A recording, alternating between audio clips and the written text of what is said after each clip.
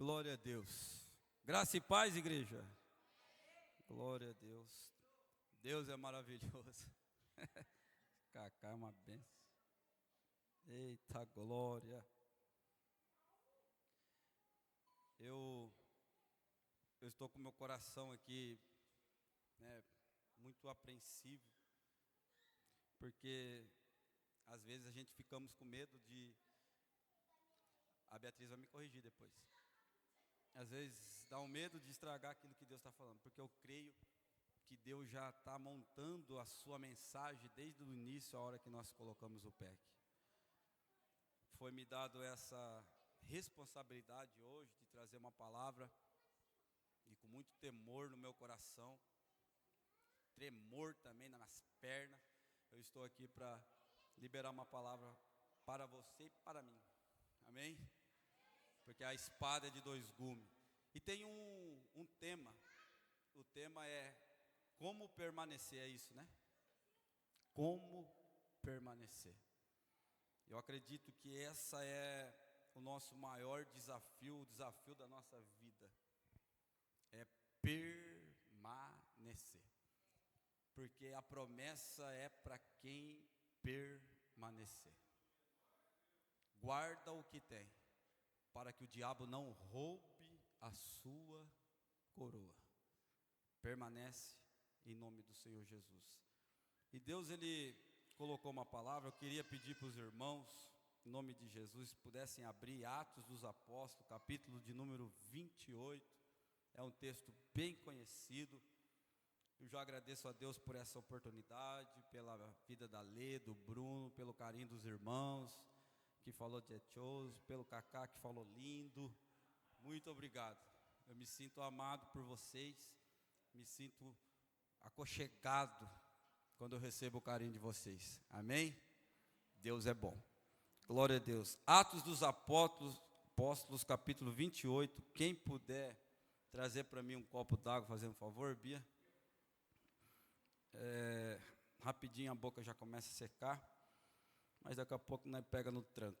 Atos dos Apóstolos 28, a minha versão aqui, ela diz assim: quem encontrou fala, ô glória. Quem não encontrou fala, misericórdia. Então nós vamos ter um pouquinho de misericórdia. Atos dos Apóstolos, logo após de todos os evangelhos, 4 evangelhos, nós temos o Atos dos Apóstolos. Eu costumo dizer que Atos dos Apóstolos é mais ou menos aquele domingo de tarde, depois do almoço, quando nós sentamos com a nossa família. Não sei se você sabe o que é isso, mas eu já vou aqui começar a caguetar a minha idade. Domingo à tarde, depois do almoço, você senta com a família, pega uma caixa de sapato com um monte de foto antiga e começa a ver aquelas fotos, lembrando nossa, olha a tia, olha o tio, olha o primo, isso aqui. Atos dos Apóstolos é isso. É nós abrir uma caixa de sapato e ver a história da igreja. É nós ver tudo que a igreja, como que a igreja surgiu, como que a igreja foi estabelecida na terra. É os Atos dos Apóstolos. É o que eles viveram, é o que eles passaram, que tem muitos ensinamentos para a nossa vida. Amém? Capítulo 28. Diz assim a palavra do Senhor. E havendo escapado, então souberam que a ilha ela chamava Malta. E os nativos usaram conosco de não pouca humanidade, porque acendendo uma grande fogueira, nos recolheram, todos por causa da chuva que caía e por causa do frio. E havendo Paulo ajuntado uma quantidade de graveto e pondo no fogo uma víbora, fugindo do calor, lhe acometeu a mão. Os nativos, vendo-lhe que a víbora pendurada na sua mão, diziam uns aos outros, certamente este homem é um homicida, visto que escapando do mar, a justiça não deixa ele viver. Mas ele, sacudindo a víbora no fogo, não padeceu nenhum mal. E eles esperavam que viesse a inchar, a cair e morto de repente. Mas tendo esperado já muito, e vendo que nenhum mal lhe sobrevinha, mudaram então de ideia, dizendo que ele era um Deus. E ali, próximo daquele mesmo lugar, havia umas herdades que pertenciam ao principal da ilha, por nome de Públio, o qual nos recebeu e nos hospedou por 3 dias. Aconteceu estar de cama, enfermo de febre, e com uma disenteria, o pai de Públio, Paulo foi ver, e havendo orado, pôs as mãos sobre ele e o curou. Feito pois isto, vieram também ter com ele os demais que tinha na ilha com uma enfermidade, e todos eles sararam, os quais nos despediram também com muitas honrarias, e havendo de navegar nos proveio todas as coisas necessárias. E 3 meses depois, partimos no navio de Alexandria, que invernava naquela ilha. Até aqui. Amém, irmãos? Eu recebi o convite e a responsabilidade, como eu disse, de trazer a mensagem com esse tema de permanecer, e o Senhor colocou esse texto no meu coração, porque vai narrar uma história de uma viagem. E existem algumas características aqui nesta viagem que possa servir como lição para nós, para que nós possamos permanecer na presença do Senhor. Eu vou fazer uma pergunta aqui, que eu tenho certeza já qual vai ser a resposta. Mas eu vou fazer uma pergunta, você não precisa responder. Mas quem aqui que tem alguma promessa de Deus? É mais fácil eu dizer, quem de nós não tem nenhuma promessa? Eu acredito que todos nós que estamos aqui, nós temos promessa de Deus. Se você ainda não tem nenhuma promessa de Deus, pessoal, saiba que você faz parte de uma grande promessa coletiva. E essa promessa coletiva, nós cantamos aqui, que um dia o céu vai rasgar de ponta a ponta. Jesus, ele vai vir numa nuvem de glória e vai levar a sua igreja. Essa é a maior de todas as promessas. A palavra de Deus vai dizer que nesse dia vai ter uma mesa preparada para nós. E quem vai servir na mesa é o nosso Senhor Jesus. A Bíblia vai dizer que Ele vai pegar um lenço e vai enxugar dos nossos olhos todas as lágrimas. Nós temos um lugar no céu esperando eu e você. Jesus vai dizer numa das cartas no Apocalipse, Ele vai dizer assim, se você for fiel até o fim, eu darei o direito de você sentar comigo no meu trono. Que promessa maravilhosa. Irmãos, nós temos uma promessa, tem um céu esperando nós. Então, foi falado aqui, a Beatriz falou aqui, a ministra de louvor, que essa tem que ser a maior motivação de nós permanecer na presença do Senhor. O céu, a salvação. Por que eu tenho que estar na presença de Deus? Porque eu quero morar no céu uma eternidade com o Senhor Jesus. Mas também existem algumas promessas individual que Deus fez para você. Que Deus falou ao seu coração, às vezes usando um profeta, ou às vezes você no momento de oração, Deus falou e você guardou aquilo no seu coração. Nós estamos diante de um texto a qual Deus fez uma promessa para Paulo. Deus fala para Paulo, Paulo, eu vou te levar diante da maior autoridade da terra na época, por nome de César. Eu vou te levar até Roma, e quando você chegar lá, escute isso, Paulo, você será testemunha do meu evangelho. Essa é a promessa que Paulo tem. Quando Paulo recebe a promessa, ele está preso, ele está num cárcere. A palavra do Senhor vai dizer que muitos da casa de César já tinham se convertido, mas Deus falou, eu quero usar você, Paulo. Eu quero usar a tua vida, eu quero usar a tua história. Às vezes Deus quer usar a minha vida e a sua vida, e nós falamos assim, deixa eu abrir um parênteses aqui, nós falamos assim, Senhor, mas é muito mais fácil usar aquele que fala melhor, aquele que não é tímido, aquele que tem um jeito mais fácil de lidar com as coisas, mas Deus, quando Ele tem uma promessa para usar através da sua vida, ninguém mais pode fazer, é você que vai cumprir a promessa. E Deus tinha uma promessa para Paulo, então Paulo tem essa promessa, a promessa é, Paulo, vou te levar para Roma. A Bíblia diz que sai uma navegação da onde Paulo está e colocam ele nesse navio. E Paulo tem uma promessa. Promessa é Deus falou para ele, Paulo, você vai para Roma. Mas quando nós voltamos no contexto do capítulo 27, nós vamos ver Paulo falando um pouco a respeito de como foi aquela viagem. Nós vamos aqui fazer como o cantor Salomão. Eu embarquei numa viagem. Nós embarcamos numa viagem, irmão. Eu não sei se você sabe o que te espera, mas você está numa viagem. Deus te fez uma promessa, colocou você no navio e falou: agora, meu filho, você está nas minhas mãos. Então se prepara, porque nós vamos embarcar numa viagem. Paulo está numa viagem, diante de uma promessa, e a promessa de Deus é: vou te levar para Roma. Ele está num navio que está indo para Roma, está tudo certo. Paulo está na onde ele tem que estar, no momento que ele tem que estar. Está tudo correndo bem, mas Paulo vai dizer assim, que quando eles entrou naquela viagem, o vento era contrário. Quem prometeu que Paulo ia para Roma? Deus. Mas quando ele entrou na viagem, o vento é contrário. Não é porque Deus prometeu que o vento vai nos empurrar. Às vezes Deus promete e o vento é contrário. É algumas verdades bíblicas que eu e você precisamos ter. Tem uma promessa na vida? Tem, mas nós vamos enfrentar vento contrário. Paulo vai dizer que no meio daquela viagem, ele vai dizer assim, que a viagem foi lentamente. Paulo está no navio, Deus prometeu, ele está debaixo de uma promessa, e ele vai dizer que a viagem era lentamente. E nós somos todos acelerados. Deus me prometeu, e aí, Senhor? Mas a viagem é lentamente. Não é porque Deus prometeu que tudo vai acontecer assim, de uma hora para outra. Para que aconteça, eu tenho que estar com meus pés firmados na presença do Senhor.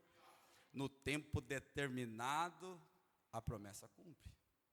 Agora ele está diante de uma promessa, e a Bíblia diz que a viagem, o vento é contrário, a viagem é lentamente, e a viagem era difícil. Meu Deus, não sei se era isso que você queria ouvir nessa noite, mas você está diante de uma promessa, e para permanecer na presença do Senhor, a viagem é difícil. Não é porque Deus prometeu que vai ser fácil, vai ser difícil. A palavra do Senhor vai dizer que eles estão obedecendo a Deus, e mesmo assim a viagem é difícil. Mas o que faz Paulo permanecer? A promessa que Deus fez para ele. Porque quem prometeu para Paulo é fiel para cumprir cada promessa na minha e na sua vida. Mas é vento contrário, ela é difícil, é lenta, e Paulo vai dizer assim, que na viagem Deus revelou para Paulo, vai ter danos. Meu Deus, agora estreitou, você vai querer bater em mim. Paulo vai dizer, você vai ter prejuízo na viagem. Nós estamos diante de uma promessa, nós estamos na onde Deus quer, mas Deus está dizendo que não é porque Deus prometeu, não confunda a promessa de Deus com lucro.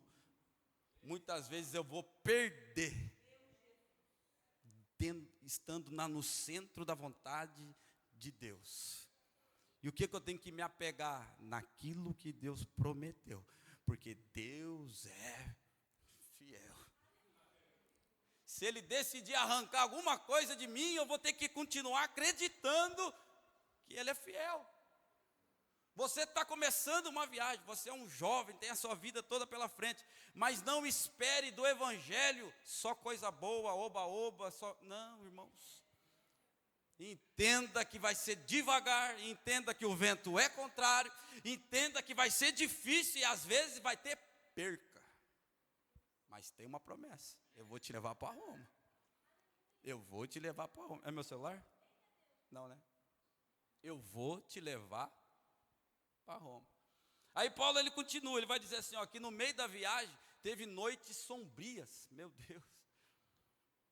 Não é porque Deus prometeu que todo dia vai ser aquele sol estralando sobre a nossa vida. Vai ter dia, irmão, que vai parecer noite na nossa vida. Vai ter dia que eu vou olhar para o meu redor e vou dizer, meu Deus, eu estou debaixo de uma promessa de Deus. O céu me espera, mas o que está acontecendo? É as noites sombrias da nossa vida, da nossa caminhada. Nós embarcou numa viagem. Não tem o que fazer. Agora eu preciso escolher se eu pulo do navio ou se eu enfrento todas as adversidades, todas as lutas que nós vamos enfrentar. Paulo ele continua, ele vai dizer assim, que a promessa, ela tem noites escuras, mas Deus é fiel. A Bíblia diz que o comandante daquela viagem, ele vai falar para os seus tripulantes. O texto diz que é 276 tripulantes lá dentro. Falou assim, não vai ter jeito, a tempestade aumentou. A tempestade está grande, o vento está muito forte, não vai ter jeito. Nós vamos ter que parar essa viagem em alguma ilha. O texto diz que eles encontram uma ilha e vai com o navio, mas quando eles chegam lá, não dá para eles chegar até a praia, porque existiam bancos de areia. E quando o navio foi indo, travou. Deus prometeu. Quem prometeu para Paulo que ele ia para Roma? Deus. Não é porque Deus prometeu que às vezes a nossa vida não vai travar. Meu Deus. Estou debaixo de uma promessa, mas tem vezes que eu olho para a minha vida, trava tudo, tranca tudo, meu Deus. Aí eu olho para a palavra de Deus e a Bíblia diz que quando Jesus fecha uma porta, ninguém abre. Irmão, eu já fiquei orando por uma empresa, fiz entrevista para lá, passei em todos os processos, fiquei mais de 10 anos orando. Deus me prometeu, falou, eu vou te colocar lá, mas vai ser no meu tempo. Falei, Senhor, é tão fácil, é só lhe chamar, acabou. Mas tem hora que tranca, e eu tenho que ficar com a promessa. Tem hora que trava, eu tenho que ficar com a promessa, porque Deus é fiel. O comandante vai dizer assim, ó, não vai ter jeito, o vento aumentou, a tempestade aumentou mais, não tem como encostar na praia. Daí o comandante dá uma ordem para os tripulantes, quem sabe nadar que pula do navio, sai nadando. E quem não sabe, a Bíblia diz que aquele navio bateu naqueles bancos de areia e despedaçou. Então a ordem era, quem sabe nadar, nada até a ilha. Quem não sabe, gruda nos pedaços do navio, dá um jeito aí, se mata, mas dá os seus pulos, mas chega vivo na ilha. Quem que é as pessoas que sabem nadar? É aqueles que estão preparados para o pior. Irmãos, aqueles que entrou no Evangelho esperando que Deus vai resolver todos os seus problemas, esse não está preparado. Esse é a classe que não sabe nadar, quem entrou para o Evangelho para ter lucro, para ter vida boa, para ter vida mansa. Evangelho não é lugar para vida mansa. Evangelho é lugar para luta travada. Evangelho eu preciso saber nadar, porque tem hora que eu vou ter que sair dando braçada, mas eu vou chegar na onde Deus me mandou, aonde Deus prometeu que eu vou chegar. Os que sabem nadar é os que entrou no barco sabendo, pode acontecer alguma coisa de errado. O barco pode afundar, as coisas podem perder, mas a palavra de Deus diz que Deus disse assim, ó, nenhum vai morrer. Porque Deus prefere salvar as vidas do que salvar as coisas. O país pode quebrar, irmãos. Eu e você temos que nadar de braçada e falar, não, aqui não. Nós sabemos nadar, nós estamos preparados para o que der e vier. Quer permanecer no Evangelho? Esteja preparado para o dia mau. Prepara-te para o dia mau. Jovem, vocês é a força, vocês são a força da nossa nação. Vocês, né, que eu já estou passando o bastão. Eu já estou quase dizendo assim, vocês vão, até que eu fui, agora vocês vão. Só quero ficar ali com a mãozinha, não vejo a hora. Usa Breno, usa Rafa, usa os jovens, usa Bia. Vocês são a força dessa nação. Mas vocês têm que vocês precisam entender o que é o Evangelho. Permanecer no Evangelho é enfrentar essas dificuldades. Paulo vai dizer assim, a palavra do Senhor vai dizer que eles chegaram até aquela ilha e quebrou, um saiu nadando. E quando eles chegaram na ilha, que eles não sabiam nem o nome, mas eles entraram naquela ilha por nome de Malta. Quando eles entraram lá, os nativos tinham feito uma fogueira para receber eles. A Bíblia vai dizer que eles usaram de não pouca humanidade. E não era normal os nativos receber viajante assim. Algumas versões falam que eram os bárbaros.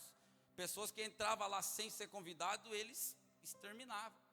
Mas ali eu já via que era um trabalhar de Deus. Deus já estava preparando o coração daqueles nativos.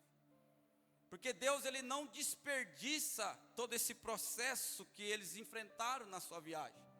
Até um naufrágio Deus usa para a expansão do reino dEle na terra.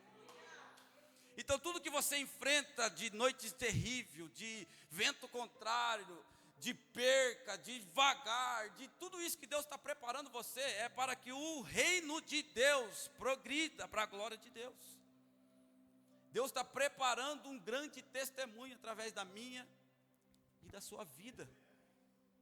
Quando eles chegaram lá, eles já estavam preparados para receber a palavra. A Bíblia diz que aqueles bárbaros, os nativos, fizeram uma fogueira. E diante daquela fogueira, o texto nos dá uma informação muito interessante. Que a fogueira era por causa do frio e por causa da chuva. Entenda, irmãos, que o frio chega. O inverno, ele chega. O evangelho não é um eterno verão, ele chega, o inverno chega. Aí talvez você está aqui e você sobreviveu a tanta coisa nessa viagem. Você sobreviveu droga, você sobreviveu livramento, acidente, de morte, de briga. Quantas coisas Deus te livrou e aonde você está hoje. Mas se eu e você não tomar cuidado, nós podemos morrer de frio. O frio fala de uma vida espiritual apática, uma vida espiritual sem acender um fogo dentro do meu coração. Para permanecer no evangelho não dá para ter uma vida fria espiritualmente. A Bíblia diz que o fogo foi aceso por causa do frio e por causa da chuva. Acender fogo com frio eu já vi, mas acender fogo debaixo de chuva eu nunca vi. E é o que está acontecendo aqui. E nós aprendemos o que é, eu comecei a pensar o que é acender fogo debaixo de chuva. Sabe o que é acender fogo debaixo de chuva? É nós no ano de 2026. Talvez você pegue o seu celular, tem um reformado lá falando que falar em língua estranha é coisa de primata, é coisa de pessoa que tem algum parafuso a menos na cabeça. E no ano de 2026, eu e você entrar num lugar como esse e dar uma rajada de língua estranha. Tudo ao nosso redor fala ao contrário, e nós colocamos a nossa vida diante do altar. O mundo quer nos levar para o pecado, para a perdição, acender fogo debaixo de chuva. É nesse tempo eu colocar minha vida no altar e falar: não, eu sou santo porque Deus é santo. É eu me arrepender dos meus pecados, é eu perdoar aquele que me ofendeu. Isso é acender fogo debaixo de chuva. Eu me lembro que quando eu aceitei a Jesus num mês, no outro mês eu fui para um encontro com Deus. Eu trabalhava numa empresa e nós tínhamos um ritual naquela empresa. No ritual eu tinha um parceiro meu lá. Todos os dias, tinha que levar marmita nessa empresa. Nós colocava a marmita no banho-maria. E todos os dias nós saíamos, até que a marmita esquentava, nós saía, fumava um baseado, voltava, jantava, acabava de jantar e ia fumar de novo. Todos os dias, era todo dia da minha vida. E eu aceitei a Jesus, fui para o encontro, o Senhor fez uma obra no meu coração. Cheguei no meu trabalho na segunda-feira, nós colocou a marmita lá e ele me chamou. Vamos, Renato? Falei: irmão, não vou hoje. Falei: por quê? Falei: cara, porque eu já estou chapado.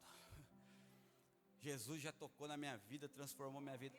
Até aquele momento ninguém sabia que eu tinha aceitado a Jesus. Já tinha um mês que eu estava na igreja, estava num processo. Foi lá no encontro com Deus que eu acabei de ser purificado ali. Aceitei Jesus, ainda continuei fumando cigarro. Foi muito difícil a minha libertação. Eu estava muito no pecado. Foi uma vida desde os 14 anos de idade.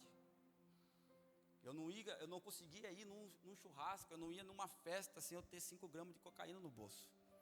Todo churrasco que eu fui na minha vida, desde quando eu conheci a cocaína, eu nunca fui sem 5 gramas no bolso. Se eu não tivesse, eu nem ia, porque para mim não tinha graça. E eu me lembro que quando eu aceitei a Jesus, era um final de ano. Estava perto do final de ano. Ele falou assim: mano, mas você é louco, você vai aceitar Jesus, você vai virar crente. Natal, ano novo aí. Eu falei: não, eu vou acender fogo debaixo de chuva. Ainda que tudo está falando ao contrário, ainda que o mundo fala ao contrário, eu vou acender uma fogueira dentro do meu coração. E esse ano, irmãos, é um ano de Copa, é um ano de eleição. Alguém vai falar que é difícil. Mas eu e você estamos aqui nessa noite para acender fogo debaixo de chuva. A nossa geração, as pessoas que estão em volta de nós, tudo é o contrário para nós permanecer na presença do Senhor. Mas nós vamos carregar nossa lenha para o fogo. Eu me lembro que o louvor que ficou no meu coração, na minha conversão, foi o ritmo. Eu não importo o que vão pensar de mim, eu quero é Deus. Irmãos, quando cantou esse louvor, eu falei, meu Deus, porque eu sabia que eu tinha que lidar com muita coisa. E o que vinha no meu coração é, não importa o que vão pensar de mim. Foi tempo para me arrancar aquele rótulo que existia em mim. Foi muitos anos. Eu ainda continuava jogando bola, continuava perto dos caras. Vou no Remo nos Outros até hoje. Todo mundo lá me conhece. Os caras me chamavam de Renatinho Frango. Era o meu apelido. Eu gostava mais do que lasanha. Mas eu coloquei uma palavra no meu coração. Não importa o que vão pensar de mim. Eu quero é Deus. Eu quero é Deus. E eu aprendi muito cedo, irmãos. Eu louvo a Deus porque o que Deus fez, as pessoas que o Senhor colocou na minha vida. E as pessoas que o Senhor colocou na minha vida foi sempre homens de oração. Eu não sabia o que era a Bíblia, eu não sabia que Jesus tinha, por que Jesus morreu na cruz, não tinha ideia por quê, eu não sabia nada. Foi um mês na presença do Senhor. As pessoas se espantavam. Eu não estou falando isso aqui para minha glória, não. Nem eu consegui imaginar por quê. Mas entrou na minha mente o plano da salvação de uma tal forma. Eu sabia que eu tinha que orar, eu sabia que eu tinha que ler a Bíblia, eu sabia que eu tinha que mergulhar nas coisas de Deus. Eu sabia que eu tinha que acender um fogo, porque senão eu ia morrer de frio. Eu sabia o processo que eu tinha passado. E eu comecei a trabalhar numa empresa. Essa empresa que eu estava, eu pedi as contas por causa do horário. Logo em seguida já abriu uma outra porta e eu comecei a trabalhar com o irmão. E ele orava todos os dias na igreja dele, numa Assembleia de Deus do Belém. E nós ali trabalhando junto, e eu comecei a falar, ele começou a falar de Jesus para mim. Ele começava a pregar para mim, eu falei, meu Deus, que coisa mais maravilhosa. Ele falou, vamos na oração? Eu falei, vamos. Nós saíamos do trabalho e nós íamos para a oração. Eu entrei lá das 10 às 6. 6:30 da manhã nós começávamos a orar e parava de orar 7:30, 8 horas. Todo dia da nossa vida. Eu troquei o baseado, eu troquei a cocaína pela oração. Eu sentia dor de estômago, irmão. Eu sinto a dor até hoje. De vontade, eu estava na presença de Deus e eu sofria, começava a doer. Eu dobrava meu joelho, pegava a palavra do Senhor e falava, Senhor, eu coloco hoje uma lenha no meu altar. E acende, Pai, essa chama dentro de mim. Não me deixa morrer, Senhor. Porque eu sabia de onde foi que Deus me tirou. E às vezes alguém me pergunta, sabendo ali da nossa história, alguém pergunta assim, pastor, como que você fez? Como que é? Irmão, não tem nada de novo, não tem nada de extraordinário. É a oração e palavra. Não tem mais nada. Quer ser liberto desse mal? Quer ser liberto dessa dor que você tem passado? Não tem outra ferramenta, eu não conheço, se não for oração e palavra. A palavra de Deus vai dizer que ele chegou e tinha uma fogueira acesa. E eu quero dizer uma coisa para mim e para você nessa noite. Nós chegamos no Evangelho e o fogo já estava aceso. Ei, jovem, não foi você que acendeu a fogueira. Sabe qual que é a sua responsabilidade?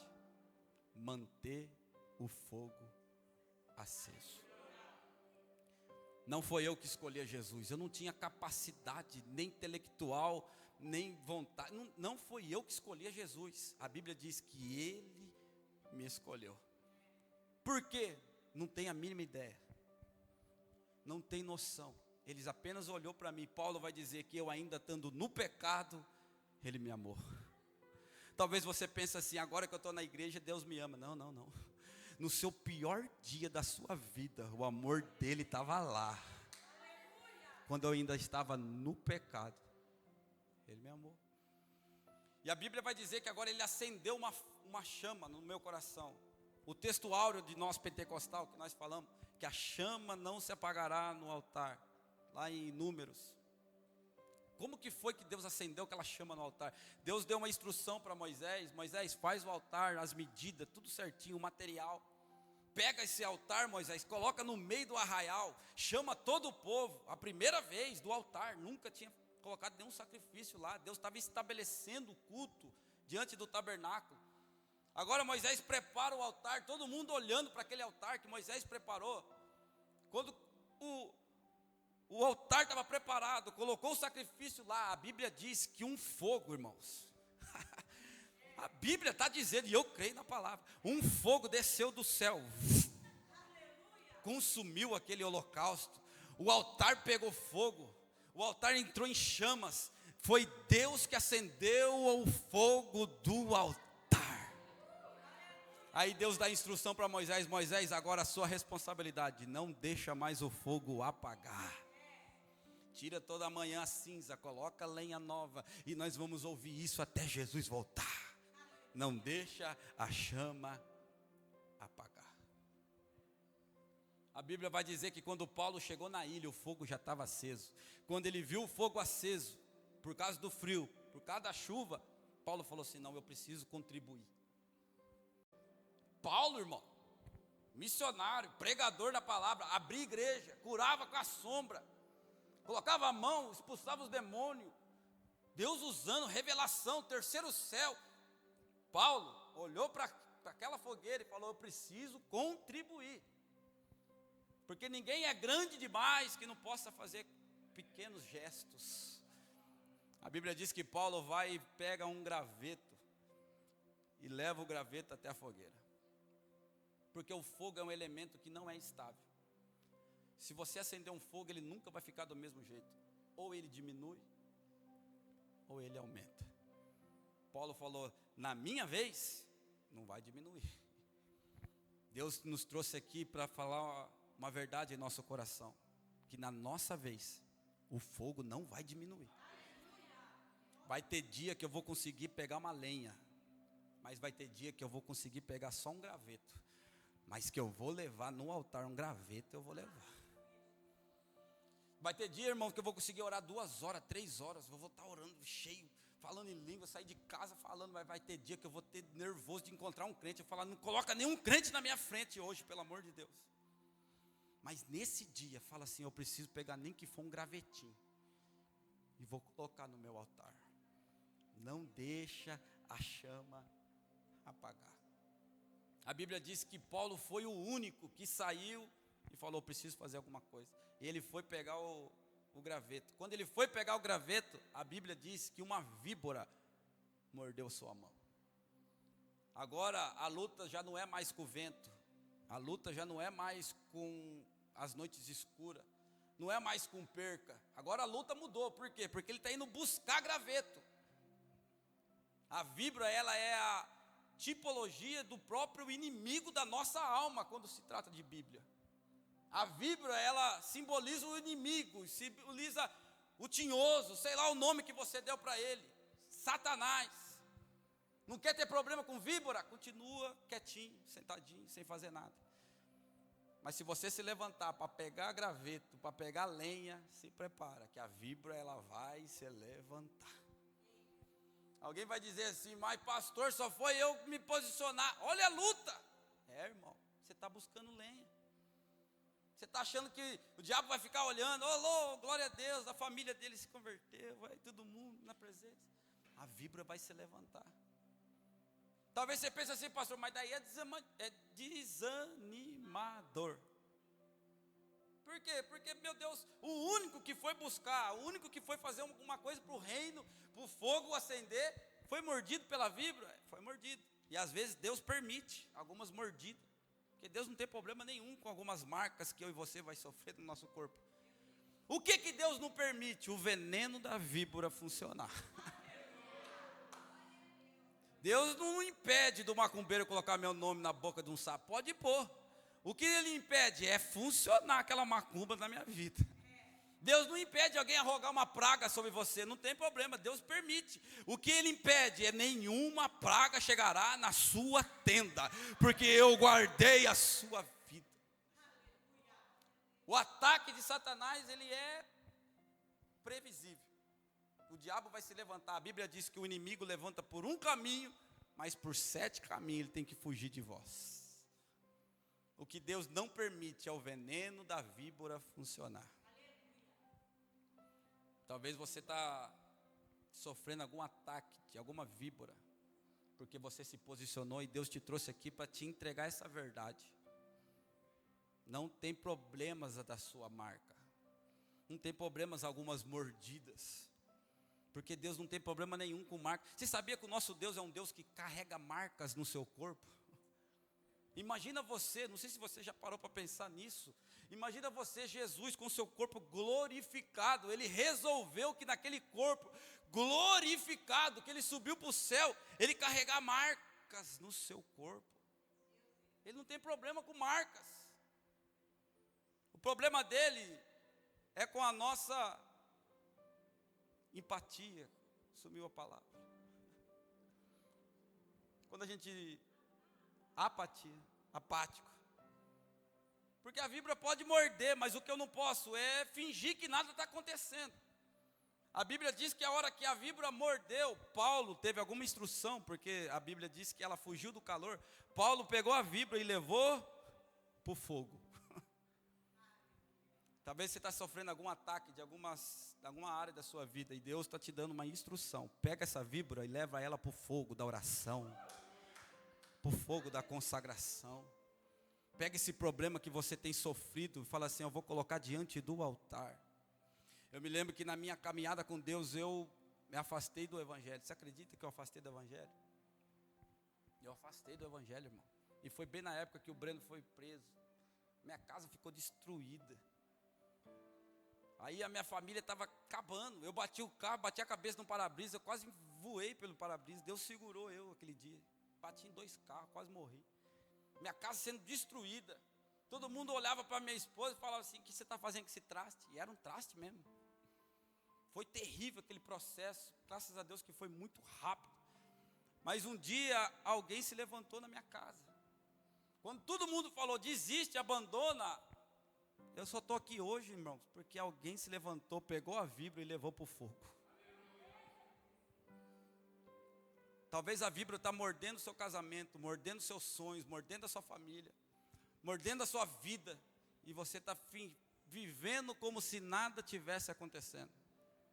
Deus quer nos despertar diante das lutas espirituais que nós enfrentamos, e nós vamos nos posicionar e vai levar a víbora para o fogo, e o nome do Senhor vai ser glorificado. Eu não tenho problema nenhum em dizer, se eu estou aqui hoje, foi porque um dia a minha esposa não deixou o veneno da víbora funcionar. Foi ela, irmão. Eu não tinha força. Eu tinha um desejo, mas não tinha força. Eu passava na frente de uma igreja, todos os dias que eu passava, eu falava: meu Deus, que vontade de estar lá dentro, mas eu não conseguia. Passava numa assembleia, eu quero, mas não conseguia. Talvez você está sofrendo em alguma área da sua vida e Deus está te dando uma instrução. As suas lutas, as suas armas, elas não são carnais, elas são espirituais. Deus ainda usa atos proféticos. Eu me lembro que quando eu aceitei a Jesus, alguém pregando ali, não lembro o contexto, mas aquilo gravou em mim. Ele pregando, ele começou a falar do sangue de Jesus. E ele começou a falar do sangue de Jesus. E ele começou a falar aquilo lá foi entrando no meu coração. E ele falou assim: ó, o sangue de Jesus está entrando dentro de você agora. Eu falei: essa palavra é minha. Ele falou: se você tem um sangue contaminado por droga, contaminado pelo vício, o sangue dele está entrando. Eu falei: essa palavra é minha. Senhor, que o teu sangue me livra, me arranca esse vício de dentro de mim. Atos proféticos que Deus nos dá diante de uns cultos como esse. Às vezes alguma situação. E Paulo então aqui no texto está dizendo que ele chacoalhou a víbora. E eu quero te dar 1 minuto para chacoalhar a víbora aí onde você está. Só para você voltar sua atenção aqui para mim. Pegar a víbora, trazer no seu coração agora alguma situação que tem se levantado. E Deus está te dando uma arma espiritual nesse momento. Talvez as pessoas olhem para você e vejam um sorriso no seu rosto, mas você sabe que tem áreas que está sendo atacado pelo inimigo da nossa alma. E Deus está falando: não vai ser com a sua força, não vai ser com armas carnais, mas vai ser com armas espirituais. Pega essa víbora agora, chacoalha ela. Paulo não deixou a mão parada, a Bíblia diz que ele chacoalhou a mão e a víbora caiu no fogo. Eu quero liberar uma palavra sobre a sua vida. Você não vai morrer com esse ataque da víbora. Você vai permanecer na presença do Senhor. Pode até ficar marca, mas você não vai morrer. O Senhor, quando começou a me dar essa palavra, Ele falou: quem vai estar lá? Meu filho, entenda isso, libera essa palavra para eles. Quem vai estar lá? O diabo não vai arrancar de dentro da casa do Senhor. Toda vez que eu vou orar, irmãos, eu falo: Senhor, me conserva na tua presença. Senhor, não me deixa sair da tua presença, não me deixa sair debaixo da tua mão, porque se arrancar Jesus de mim, acabou, não tem mais nada. Olhe para cá, Deus está te dando vitórias espirituais nessa noite. Deus está conservando a sua vida na presença dEle nessa noite. Sua casa, ela não vai ser derrotada, porque Deus, Ele está guardando a sua vida em nome de Jesus. Tem uma promessa sobre você, é só um processo, é só um processo. E Deus usa esses processos para uma ilha inteira ouvir falar de Jesus. Paulo evangelizou a ilha de Malta. Sabe o que significa a palavra Malta? Refúgio. Deus sempre tem um refúgio para mim e para você, que estão passando alguns processos da nossa vida. A tua vida está sendo escrita pelo dedo de Deus. Não se compara com a história do outro. Viva a tua história. Viva a tua história. Glorifica a Deus até pelos ventos contrários. Glorifica a Deus pelas percas. Glorifica a Deus. Glorifica. Fala: Senhor, obrigado. Obrigado pelas marcas, Senhor. Obrigado, obrigado. Porque Deus vai usar cada marca na minha vida, na sua vida. A Bíblia diz que agora Paulo chacoalha aquela víbora e ela caiu no fogo. Mas quando ele está com a víbora pendurada, a palavra de Deus diz que ela grudou, irmãos. O diabo é terrível, grudou, não largava de jeito nenhum, Cacá. Imagina, grudou. E as pessoas que estavam lá na ilha olharam para Paulo e falaram assim: ele vai morrer. Vai inchar, vai cair, vai morrer. Agora você vê que a luta muda de nível. Era o vento, era a viagem, depois a víbora. Agora as pessoas olharam para Paulo e falaram: ele vai inchar e vai morrer. E quando eu comecei a ver esse texto, inchar me trouxe a memória sobre o orgulho do nosso coração. Porque quantas vezes nós somos atacados por víbora, mas nós somos orgulhosos demais para pedir ajuda para alguém. Aí eu estou sendo atacado e não quero orar, não quero que ninguém ore, não quero que ninguém saiba. Daí eu vou inchando, o orgulho vai acabando com a minha vida. E quando eu incho, eu morro. Mas se eu tiver humildade de falar assim: irmão, a víbora se levantou lá na minha casa, cara. Até hoje, irmãos, entenda isso, até hoje eu ligo para o pastor Renato: Renato, pelo amor de Deus, vem aqui, senão eu vou esgoelar minha mulher aqui. Vem aqui, pelo amor de Deus, me socorre, senão o meu casamento vai acabar. Você está achando que nós estamos aqui no altar, sou pastor, você acha que eu me apego nisso, irmão? Eu sou um eterno lutador pela coroa que está na minha cabeça. A víbora se levanta, eu falo: não, sozinho eu não aguento. Tem coisa que eu aguento, mas tem coisa que eu falo: não, isso aqui não dá, isso aqui é muito para o meu caminhãozinho. Então não incha, não deixe o seu orgulho falar mais alto no seu coração. Peça ajuda. Homens, mulheres de Deus podem ajudar você a chegar até o seu propósito.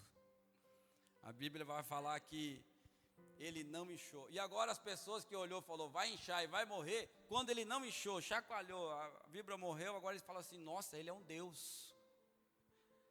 Porque quando as pessoas não nos derrubam com crítica, cuidado com os elogios também, é terrível. Olha para o seu irmão que está do seu lado aí, só para não interagir aqui. Fala: menos, irmão, menos. Menos, irmão, menos. Você não é tudo isso não, fala para ele.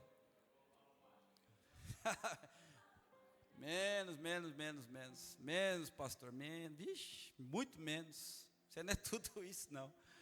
Pode diminuir. Porque vão olhar para nós vencendo víbora, nós vencendo vento, nós no caminho, diante da promessa, Deus usando nossa vida, fala: uau, nada. Tira a presença de Deus de nós para você ver. Tira o Espírito Santo de nós para você ver o que sobra. Não sobra nada. Um dos questionamentos das pessoas de não vir para a igreja é essa, assim, ó. Não sei se você já ouviu, quando você chama alguém para vir para a igreja, fala assim: eu não vou na igreja não. Por que não, irmão? Vamos na igreja, lá tem um culto. Não, não vou não. As pessoas da igreja é pior do que está no mundo. Quantas vezes eu já ouvi isso? Daí alguém falou isso para mim, eu falei, eu concordo com você. Nós somos mesmo, pior do que quem está no mundo. Por nós entender que nós somos pior, por isso que nós estamos lá. Porque nós entendemos que com a nossa força nós não vai conseguir. Quem está lá fora, irmão, está entendendo que na sua força, que nos seus intelectos, que eles conseguem, mas nós não. Nós estamos aqui, sabe por quê? Porque nós é um bando de Jacó, sendo tratado por Deus aqui. Nós é tudo os homens da mão mirrada. É Jacó pregando para Jacó, é Jacó orando por Jacó. Não tem superman, supermulher aqui não, irmão. Nós somos todos dependentes da graça do Senhor. Não foi eu que acendi o fogo, mas eu vou fazer com que o fogo não se apague. Eu vou contribuir de alguma forma, esse fogo não vai apagar. Deus quer usar a sua vida para esse fogo não apagar. A palavra de Deus vai dizer que, estou encerrando, a palavra de Deus vai dizer que depois de todo esse processo, Paulo fica ali mais 3 meses, conhece a casa do prefeito da cidade, do prefeito da ilha. Deus usa ele, e quando ele vai visitar o pai do prefeito que estava enfermo, a Bíblia diz que ele impôs as mãos. Olha lá, o que a víbora mordeu? A mão de Paulo. E o texto vai dizer que Paulo impôs as mãos, a mão mordida pela víbora.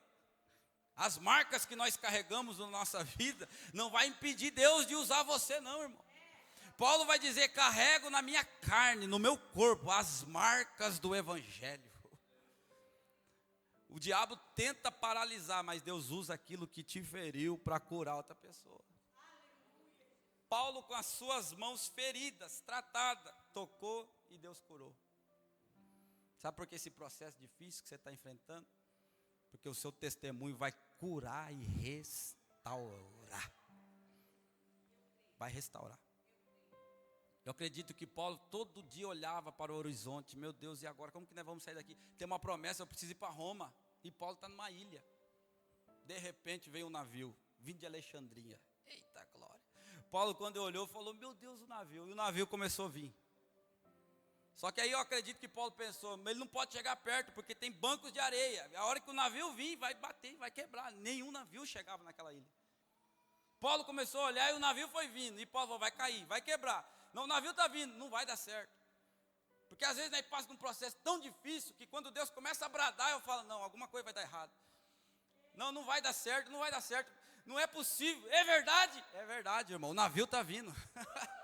Você enfrentou o vento, você passou por Malta, e Deus preparou um novo navio para mim e para você. Porque Deus vai cumprir a promessa da nossa vida. E a hora que o navio vem, ele para na terra, ele para na praia. Mas cadê os bancos de areia? Quando nós estamos em Malta, quando nós deixamos Deus usar as nossas lutas, nossas feridas, quando nós ficamos ali no propósito, colocando o graveto no fogo, Deus vai aplanando os caminhos.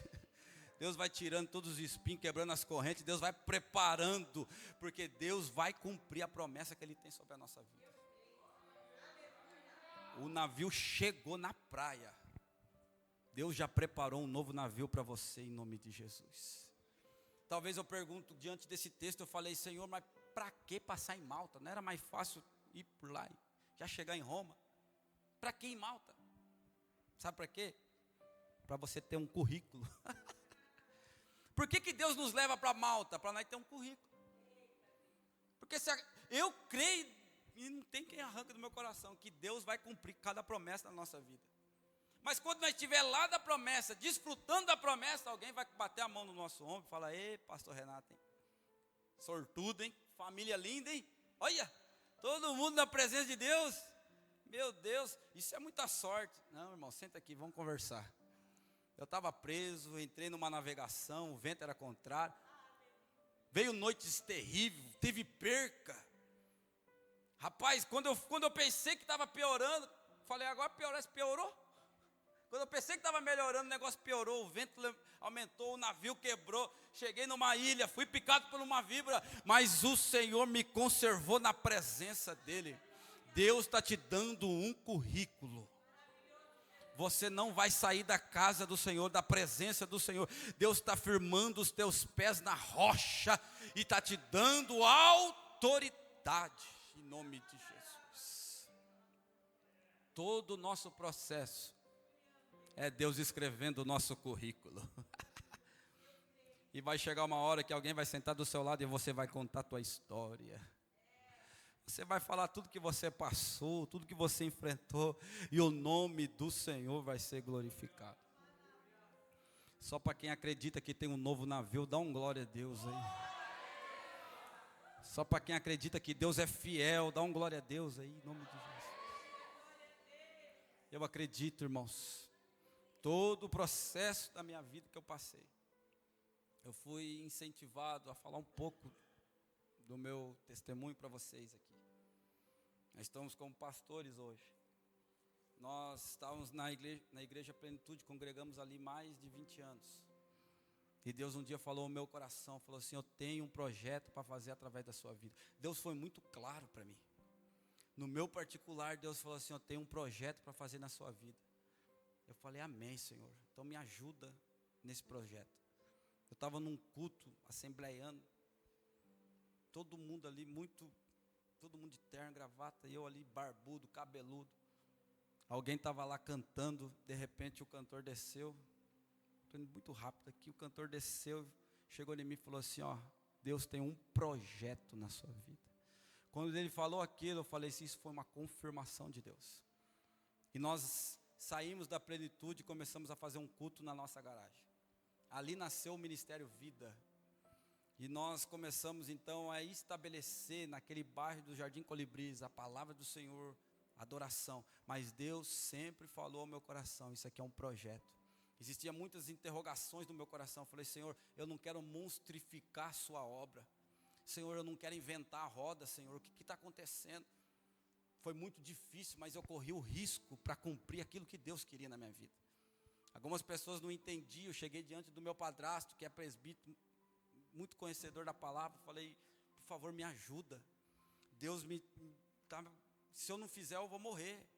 Mas eu não quero monstrificar. E ele foi ali me instruindo, me dando algumas direções. Eu falei: amém, Senhor. E nós começamos aquele projeto. E despertou minha casa. A minha filha estava ali paralisada na igreja. A minha nora, o meu filho, o Bruno, estava todo mundo parado. Nós estávamos todo mundo quase morto espiritualmente. E Deus falou: tem um projeto. E quando eu fui ver o que significa a palavra projeto, é algo que tem começo, meio e fim. Chegou uma hora, irmãos, que Deus falou: acabou o projeto. E nós viemos aqui para a família da fé. Deus não falou para mim abrir uma igreja. Deus falou que tinha um projeto. Eu não sei o que Deus tem preparado lá na frente. Se Deus quiser, se for o plano dele. Mas eu vim aqui, e não foi eu que acendi essa chama. Mas eu vim aqui colocar meu graveto aqui dentro. Eu vim aqui contribuir para que esse fogo não se apague, mas que ele aumente ainda mais. Nós do Ministério Vida viemos aqui para somar dentro dessa casa. E eu vou colocar aquilo que eu tenho diante de mim, aquilo que o Senhor colocou na minha casa, na minha família. Mas quando eu e você obedecemos a voz do Senhor, entenda uma coisa: às vezes nós vamos com medo mesmo, mas que o medo não nos paralisa, porque eu estou vendo o fruto. Toda a minha casa aqui, ó. A Dalila teve o privilégio de ministrar aqui esses dias com todo mundo aqui, e eu também estou tendo hoje. Minha família inteira, irmão, sabe o que é isso? E eu não posso normalizar um negócio desse, irmão.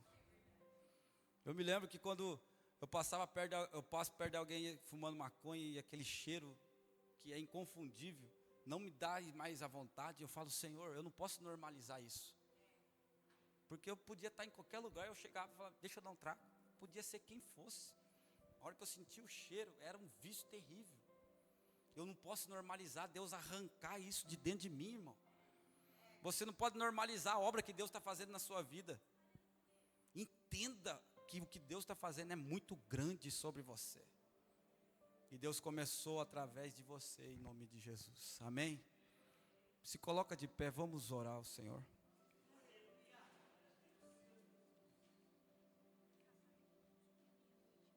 Pode ser. Vamos animar então para deixar o povo. Está meio com sono.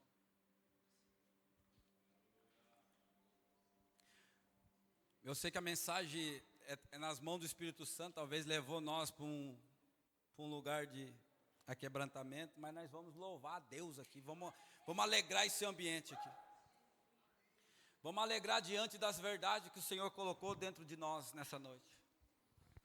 Entenda que Deus está preparando um currículo para mim e para você. E uma hora o céu vai abrir de ponta a ponta. E a pergunta é, como que Deus vai encontrar sua igreja? Como que o Senhor vai encontrar sua noiva? Será que a chuva vai apagar a chama que está no seu coração? Ou você vai acender fogo até debaixo de chuva? Da glória. Alguém vai olhar para você, mas você é muito jovem, você é doido, vai estragar sua vida na igreja. Fala, não, eu estou acendendo fogo debaixo de chuva. Mas você é tão lindo, você é tão linda, meus lindinhos. Não, eu não sou lindinho, não, eu sou uma labareda na presença do Senhor. Eu vou gastar minha vida no altar, em nome de Jesus, e a hora que o céu se abrir sobre a minha cabeça, vai ter uma chama acesa dentro do meu coração. Jesus vai dizer, em meu nome, vocês vão falar em outras línguas. Isso aqui, irmão, não é um clube social onde um monte de jovens bonitinhos se encontram. Isso aqui é um ambiente espiritual. Nós estamos apressando a volta de Cristo. Nós estamos falando, Maranata, a hora vem. Senhor Jesus. Como que Ele vai encontrar eu e você? Louva a Deus, glorifica a Deus.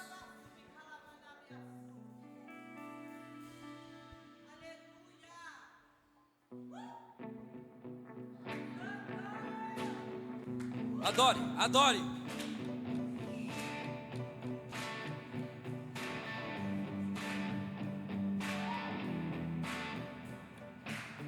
Um dia o Filho do Homem retornará com muito poder e glória.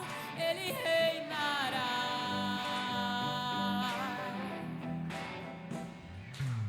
Mas quanto ao dia e a hora, quem saberá? Nem os anjos do céu, nem o Filho, somente o Pai.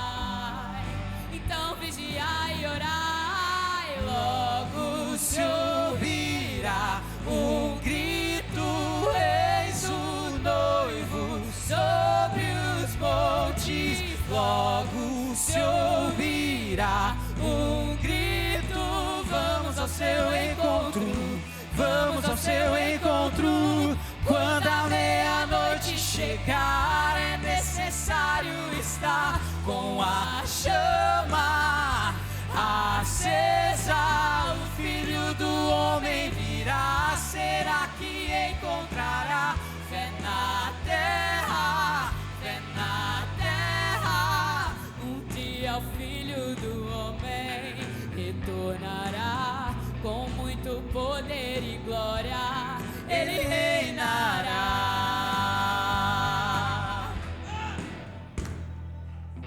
Mas quanto ao dia e a hora, quem saberá? Nem os anjos do céu, nem o Filho, somente o Pai.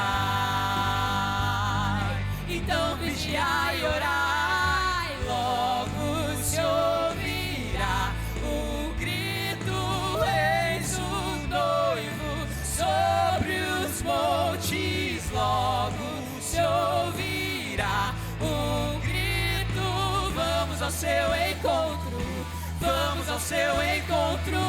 Quando a meia-noite chegar, é necessário estar com a chama acesa. O Filho do Homem virá. Será que encontrará fé na terra? Fé na terra que a chama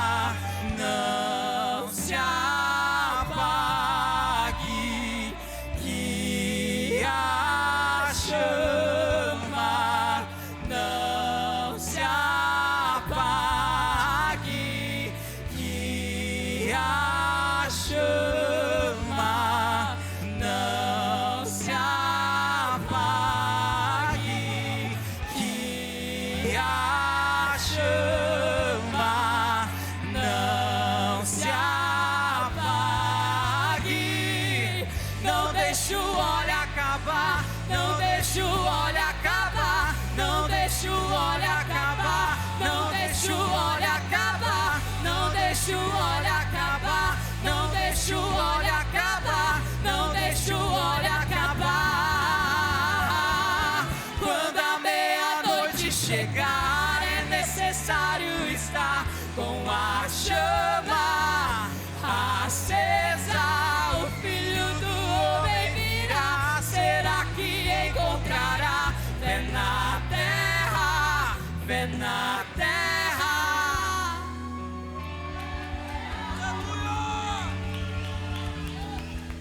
Aleluia! Aleluia, Jesus! Ei, jovens, nós pegamos uma igreja viva. Atos dos Apóstolos nos deixou uma igreja que batiza com o Espírito Santo. Jesus deixou uma igreja que expulsa demônios. Não deixa esse ambiente virar um ambiente social. Esse ambiente ainda é espiritual. Pessoas vão entrar aqui com ansiedade e vai sair daqui liberta. Pessoas vão entrar aqui, irmão, com vontade de se matar e vai sair daqui com vitórias na presença do Senhor. Mantenha essa igreja viva em nome de Jesus. Amém, Lê? Lê, você vai querer falar alguma coisa? Pode encerrar. Nós temos ali um lanche, R$25, um hambúrguer com coca, em nome de Jesus. Antes de você ir para lá, eu quero orar pela sua vida. Deus te trouxe em segurança, que você possa voltar para sua casa em segurança, em nome de Jesus, com essa chama acesa no seu coração, Pai. Cada um, Senhor, que o Senhor nos trouxe nesse lugar, Deus, que a Tua mão poderosa possa nos levar, Pai, diante da Tua presença, que aonde nós colocar a chama, onde nós colocar o nosso pé, nós possamos estar com a chama acesa, Senhor. Assim como aqueles 276 chegaram naquela ilha e transformou aquela ilha, usa a nossa vida também, Pai, para transformar essa cidade, transformar a escola, transformar nosso trabalho, transformar nossa família, Pai. Nos usa como uma chama acesa para a glória do Teu santo nome. É o que nós pedimos nessa noite, Pai, em nome de Jesus. Faça assim, irmãos, com as suas mãos, em nome de Jesus.